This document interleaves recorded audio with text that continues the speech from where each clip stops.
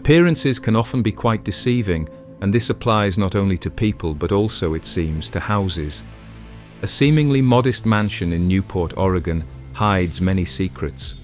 The owner, Countess Elmin Barton, moved to Newport after her husband's death, wishing to live closer to her brother.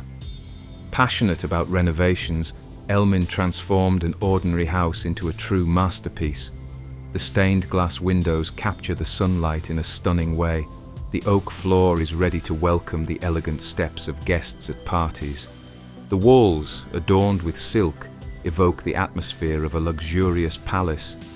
Elmin acquired all these materials, including delicately crafted vintage furniture, from owners of old English churches. Currently, Countess Barton is looking for new owners for her luxurious home, as, due to health reasons, she can no longer maintain such a large house. Anyone wishing to buy the house and preserve its impeccable condition, as the owner requests, will have to pay $399,000. It is an interesting investment, as being surrounded by 17th century crystal chandeliers, majestic curtains, and valuable antique books makes it easy to feel like royalty. What do you think of this luxury?